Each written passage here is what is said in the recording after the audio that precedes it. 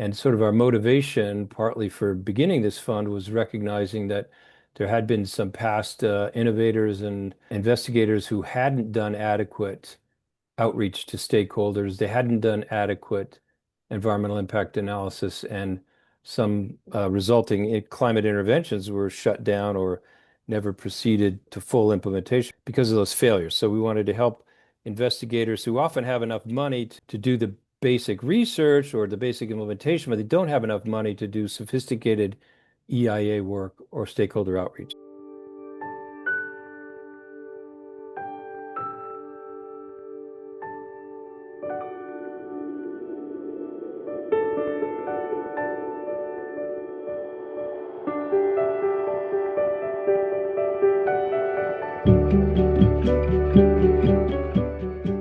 Hello, and welcome to another edition of the Climate Emergency Forum. I'm Charles Gregoire, and I'll be your host today.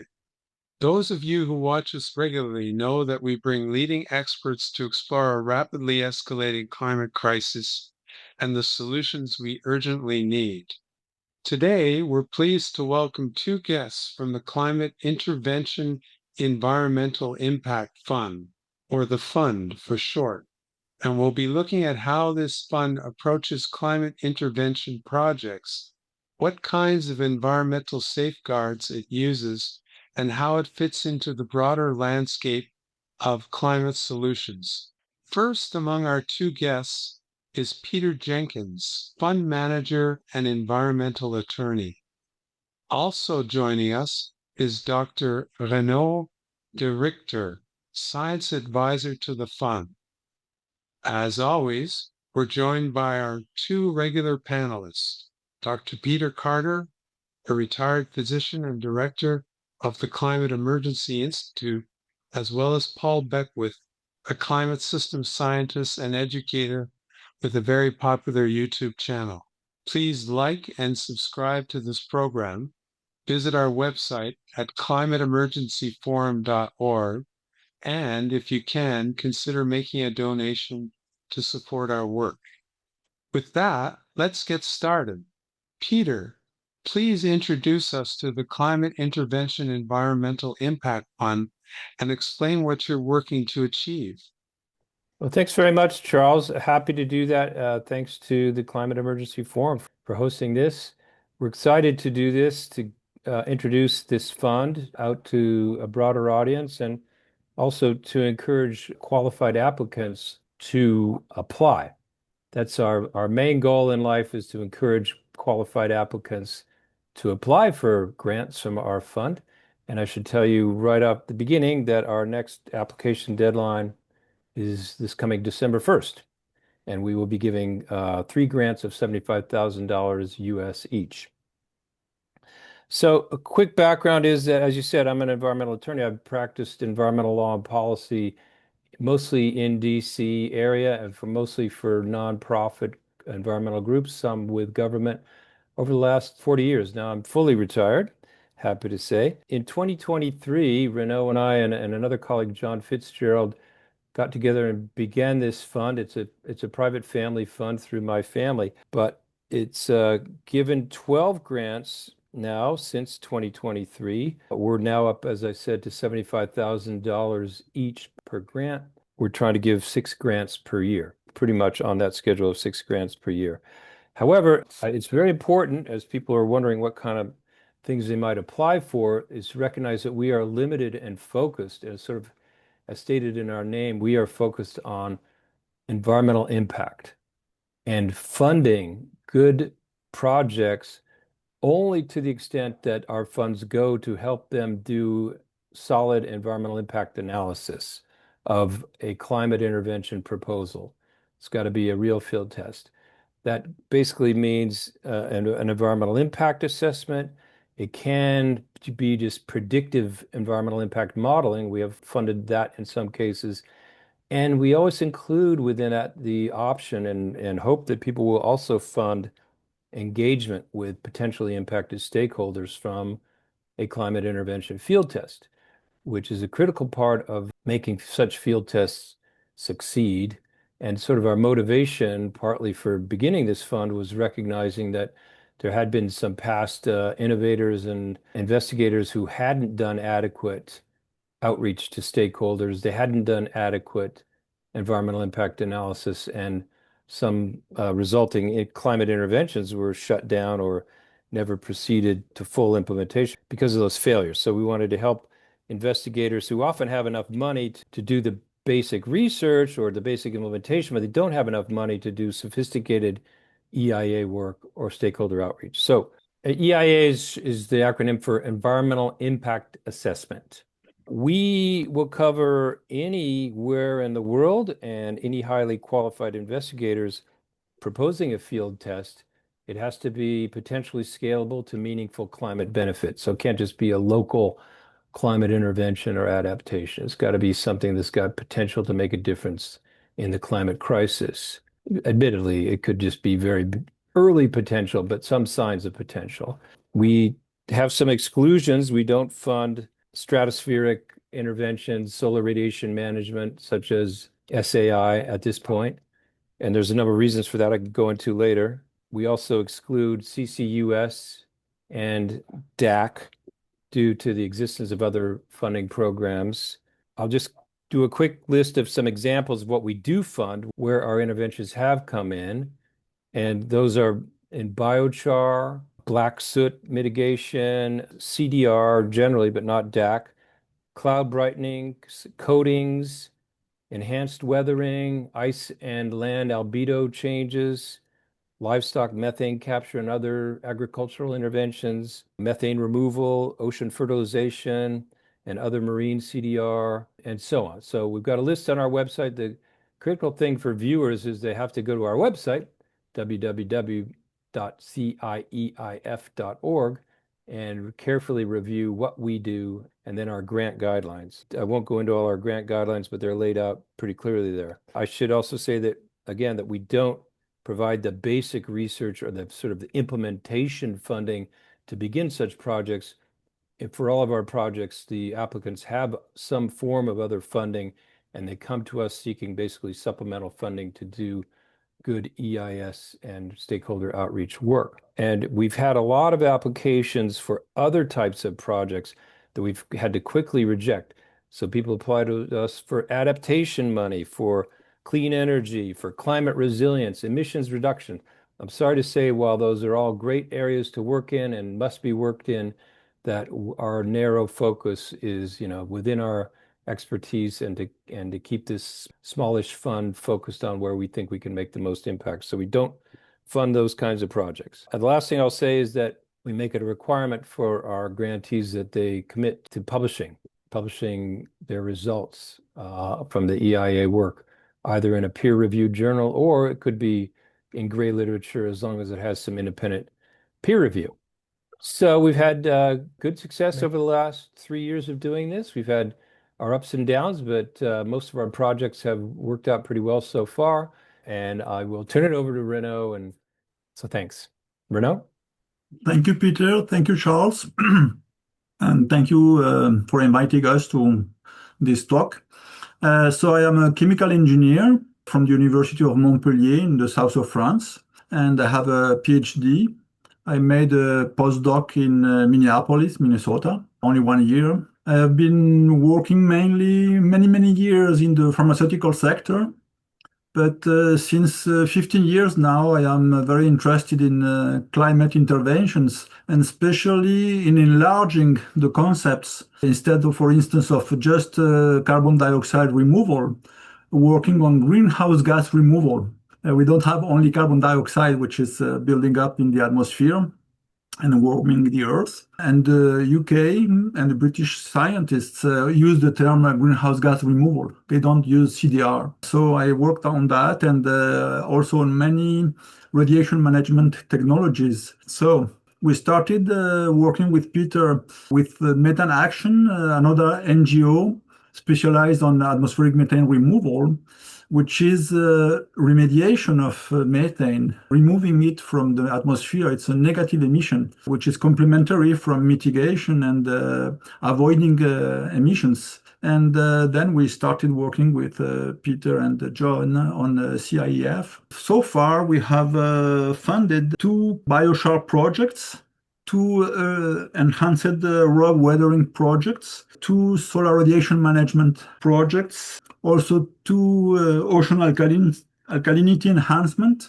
one by direct alkalinity enhancement, and one by direct ocean capture of carbon dioxide by electrochemical technologies, and also 3 atmospheric methane removal or mitigation methods and projects. And so far, many of the projects were in Europe, 5 in Europe and 5 in the United States. One was in Africa, in Kenya. It's right now, it's from the last session. One in Asia, in Pakistan. And one new one is in New Zealand, so Asia Pacific. And we look forward having more applicants from the global south, especially South America, which we have had some applications, but not of high quality. So I presume that we will talk later on during the conversation on more detail about some of the applications we have funded. I can tell you that one of them is Hourglass Climate, which is a US nonprofit which works with ocean alkalinity enhancement in New Zealand. And one other is the Institute for Glacier Stewardship, who is solar radiation management, like kind of. They want to remove the subglacial water under glaciers to increase the basal friction and slow the glacier flow and sliding. So we have, as Peter said, funded about 12 projects, and we are really interested on all the technical aspects and the innovative side, and they all have a great possibility of scale up. Thank you. I give you. What I would say about Renaud's comments, thanks, Renaud, is that you know, some of this is terminology. You described some of those as solar radiation management, which in fact the albedo ones could be called solar radiation management. I think the main one that fits under that was on our first round through a group called Arctic Reflections that's working on ice enhancement. So that, of course, improves the albedo. I'm not sure that the Institute for Glacier Stewardship is really about albedo, but you know, one could get into the definitional minor points there, but it's more, you know, well, it is about trying to preserve glaciers. So I guess that includes albedo, doesn't it? And I think that's it. I don't think we've funded any that are solar radiation management in the way that most people think of it now with the SAI and that sort of thing. Well, thank you, Peter, and thank you, Renaud, for sharing that information with us. And now I'd like to turn it over to Dr. Peter Carter. Peter, would you like to start with your questions and reflections? Hello, Peter Jenkins. We haven't met before, and I haven't been aware of your big project until, you know, this came up for the forum. So this is really good. Your, from my point of view, following the climate change indicators, your time for your projects has more than come, which I'm sure you realize. These sorts of intervention are now not just an interesting sort of option. They've now become an imperative for our survival. And that's because you'll well know that everything is getting worse, much faster. Everybody's agreed now with James Hansen that global surface warming is accelerating. The rate has doubled in the past 10 years. The same applies to Earth energy imbalance. So for our planet and our future, we are in an absolutely, absolutely awful situation. My question that arises is that you don't include DACs, direct air capture. I may not have heard you. Do you include BECS, bioenergy, carbon capture storage? We have not excluded BECS, but again, we're focused on innovations.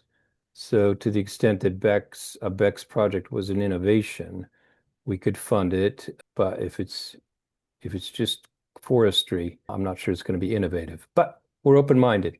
Well, the obvious question is, what do you think are the most promising interventions?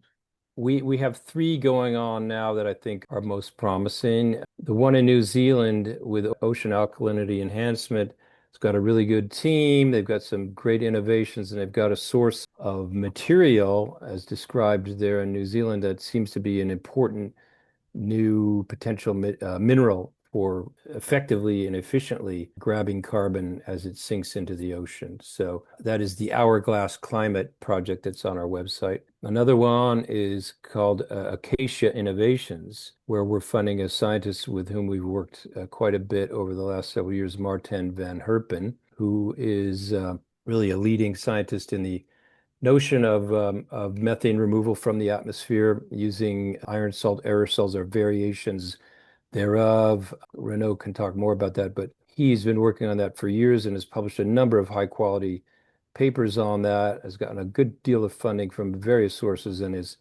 pushing forward with that technology with the hopes of being able to scale up in a few years. And methane removal, as you know, can make a difference in a critical area where there's the potential for rapid action and rapid meaningful action in reducing methane in a way that could actually impact climate. So let me ask Renaud if he's got other ideas on that. Yeah, thank you. In fact, the Institute for Glacier Stewardship is also very interesting because it's not really an intervention that addresses directly global warming, but it addresses some of the warming consequences and their effects, which are the sea level rise and some tipping points. And slowing down the sea level rise would be very important because they will allow more time to get to net zero or to come back to pre-industrial levels of greenhouse gases. There is a very high potential because a very small intervention can do a great effect. Another very interesting organization we funded is the Global Ocean Health, which is for the moment mainly considering stakeholder engagement and outreach. But the project is for ocean iron fertilization, which is also said to be very powerful. And of course, we have funded, as I said initially, two projects on Earth, enhanced rock weathering and biochar. These are the two technologies that have the greatest potential right now when you see the carbon credits and certificates they are getting. For the moment, they are the most important for them. Thank you, Peter Carter, and thank you, Peter Jenkins, and thank you, Renaud de Richter. So now I'd like to turn it over to Paul for your comments and questions. Thanks, everybody. Fascinating. And there's a lot of smart people with very clever ideas. So one of the questions I have is what you're doing is kind of giving a start to people or helping them along. You said they often have another source of funding. So what's next after, I mean, presumably there's a time limit for a project. I don't know if it's a year or 2 years or, once you start funding it and what are the deliverables? I guess a final report. You're hoping some field work is being done demonstrating either reduction of ocean acidification with the alkalinity experiments plus enhanced carbon capture and so on. What are you hoping that these companies proceed to? I mean, it's quite a difficult procedure, I think, to scale up things. Like some of the projects I think are very interesting ideas, but I personally don't see how Antarctic ice could be protected. I mean, it's just so massive, for example. But I think the carbon capture methods are the best. Where in the ocean are you talking about the carbon sequestration? I guess because a number of your projects are absorbing CO2 or methane over the ocean. Are there any projects you're aware of that are trying to sequester more carbon in ocean eddies around the world? Are you familiar with the group Climate Restoration Alliance that is led by Peter Fiakowski? Because they're planning a field trip early next year to do this very thing using eddies. They call it localized ocean fertilization. Let me jump in on that, Paul. We know Peter well. We've worked with him a lot on the methane removal area. And I've encouraged him and his Climate Eddy project to submit a grant application to us to see if we can help them along with doing the environmental impact analysis stakeholder outreach that's going to be critical for that project to go ahead. But you asked a number of questions. In terms of the timing and how it works, generally our grants, we aim for, it depends on how long it's going to take for them to do their field test. Sometimes it's been a year in advance from when we give them the money, sometimes even 2 years in advance. But we like to keep our grant period limited to about 2 years. And with the idea that at the end of that period, they don't have to have completed their entire detailed field test, but they need to have given us the environmental impact work that we've laid out in the grant agreement. And so they give us first a preliminary report and then a final environmental impact analysis report, which, under US law or many nations now require environmental impact assessments before you can get the permit. So sometimes, some of our cases, that has been the case where they've needed to produce a full predictive environmental impact assessment before engaging in the field test. Some variations around the timing of when the final EIA report is done, but generally they should be publishing something. It doesn't necessarily have to be a full environmental impact assessment. It could be targeted to the focused environmental impacts that we talked about when we gave them the grant. For example, the Hourglass Climate project in New Zealand with OAE, they've got a lot of other funding, but they really needed funding to do a detailed study on impacts of their OAE on the local mussels, the mussel population, which is a critical keystone species on the shorelines in New Zealand, most important commercial species by far in New Zealand aquaculture. So we have funded them to do two things. One, stakeholder outreach, and two is a detailed lab study on the impacts of their OAE chemicals on mussels. And so they will issue a final report that's based on their mussel report. So, things can be targeted depending on what people ask money for and how we work out the deliverables. But we don't wait until the end of the whole huge OAE project that they're going to do in New Zealand before our project is done. We carve it out for the next year or two. Thank you. And I have to ask you, what's the short answer? Why are you staying away from SRM, specifically SAI? I mean, volcanoes cool the planet. Half a Sure. degree for 5 years. It's a very powerful technique to cool the planet. And is it just from a legal Well, basis? no, it's You're not really worried? legal. I would say right now it's not a good fit. We like to fund field tests, where people are coming to us and saying, we've got a good field test we want to do. We need help to examine the environmental impact assessments. There's a few exceptions around the margin to that, but that's mostly our focus. With SAI, there's not really field testing going on. At least, people haven't, that I'm aware of, been doing a lot of field testing of SAI. They've been doing a lot of studies and lab work and, in-house sort of studies, maybe some, closed mesocosm studies or whatever, but not field tests as such. So that doesn't fit with our mission at this point. Plus, frankly, I'm not sure that we see that there's real scalability now because of the lack of global governance. And so maybe if that changed and there was a targeted project that came to us and said, well, we've got the governance fully in hand and we need some money to do some EIA work, then maybe we could think about modifying our restriction there.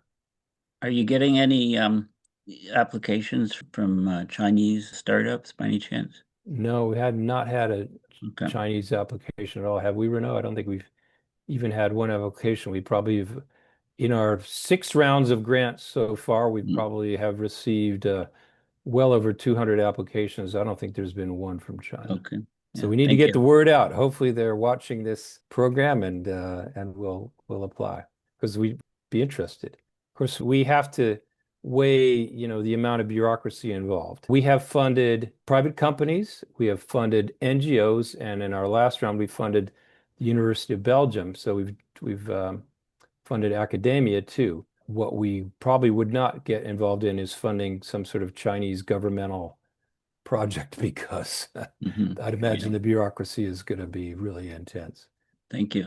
Okay, well, thank you, Paul, and thank you, Peter and Renaud. Peter, do you have any follow-up questions you'd like to ask our guests? Yeah, I was really interested that you repeated several times that one of your aims is to involve stakeholder outreach. Now, I'm very interested in that because, as you'll be well aware, the environmental NGOs are still aggressively against anything that they translate as geoengineering. They just have not caught up with the science. They do not realize that our very survival is at stake here. So I'm reminded that the multi-stakeholder roundtable process came out of the Earth Summit in 1992. I and a lot of my colleagues were involved, and it was very good. It worked very well. So I'd like to ask you whether you see that kind of process helping you in having your projects and funding acceptable. Well, the first thing I'd say, Peter, is that I think it's fair to say that many of the big environmental NGOs have come along, especially in the last year or two.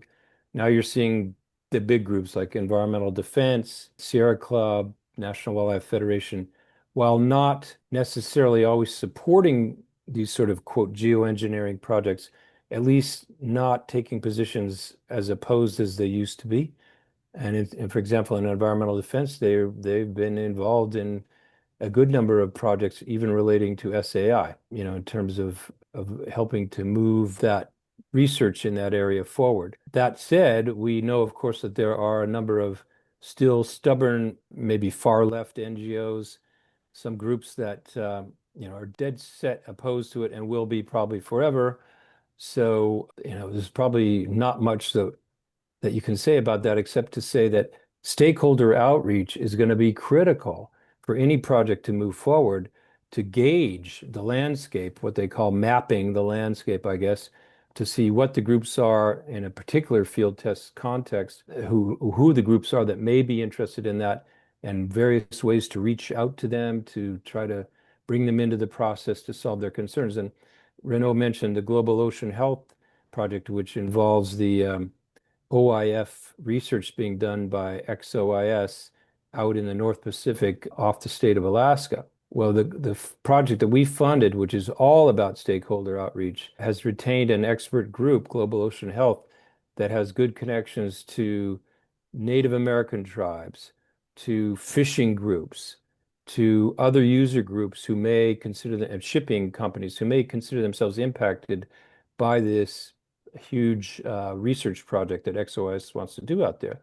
So they're bringing them into the process, and that's already dramatically improving, I think, the prospects for that going ahead and getting the necessary permits and being able to do so without running roughshod over local opposition, as and you've seen that in maybe a few other OAE type projects carried out by Woods Hole, I think, where there was opposition from local fishing groups to Woods Hole's proposal to do some experimental releases off the coast of Massachusetts. And it took them a while to get the permits to really work with the local fishing groups to turn them around, to get them to understand that it wasn't really a threat. So it's really critical. It's not just the environmental groups, it's really those impacted stakeholder groups that I think have to be concerned, you have to be concerned about the most. And for example, in New Zealand, the outreach there, very critical, is with the Maoris, who have important political power and the potential to, stop projects if they're not adequately convinced that their interests are not going to be harmed. So you have to bring them in and make them part of the process. I just want to make the point that I don't know whether people are well aware that when I talk about survival, CO2 removal is it, right?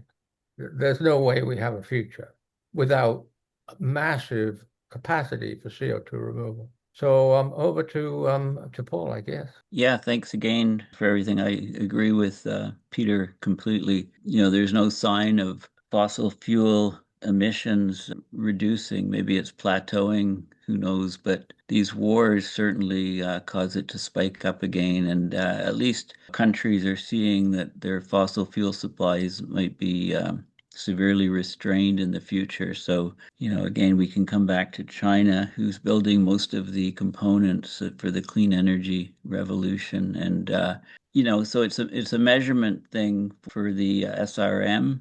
It's also probably the single most controversial method. Although, that controversy, if you look at timelines, people were completely against any form of CDR, really, unless it was like making soils better or like nothing in the ocean, really. People were against it, but they've come around.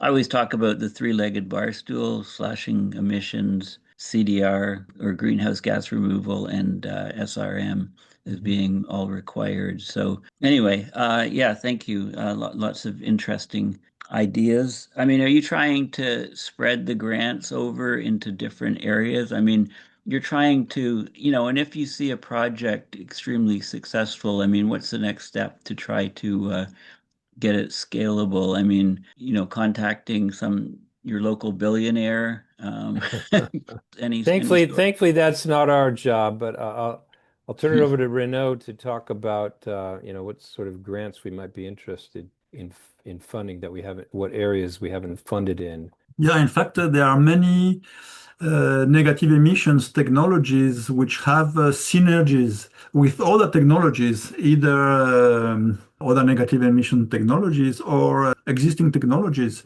And for instance, for direct air capture, everybody is saying that we should not perform it using gas, electricity made from gas or heat made from gas. We should use renewable energy. But if you produce renewable energy to compete to perform direct air capture, you are not producing this renewable energy to close down coal plants or gas plants. So we are interested on other synergies, and the one with Carbision, which is a Belgium startup and university in Belgium, which is working with Kenya. They are not only adding enhanced rock weathering with biochar and biomass, but they are making back the soil in degraded soils where you not can cultivate anything. They are reestablishing the quality of soils and making them. And in fact, there are synergies because the organic matter will make compost and will produce carbon dioxide at high concentrations close to the rock, the basalt powder, and the mineral weathering could be accelerated, but also it will induce microbes and mycelium that will also enhance the weathering. So there are synergies, and of course it will stock the biochar, and biochar will allow fertility of the soil, and also the roots of the plants will store carbon underground, but also the yields of the crops will be higher. So this is the kind of synergies we are looking for, and we believe that there are many other types of synergies with other negative emissions, and they should be developed. But I have no one in mind right now. But we are very eclectic in considering and encouraging applications from all different areas, and as Renaud said, we are very interested in co-benefits. Anything that's got co-benefits. We funded a biochar project in Pakistan initially, where the obvious co-benefit was the aim to reduce the need to burn crop stubble and reduce the air pollution, which is so hideous in some of the Pakistan areas from crop field burning, and the biochar can make a difference there.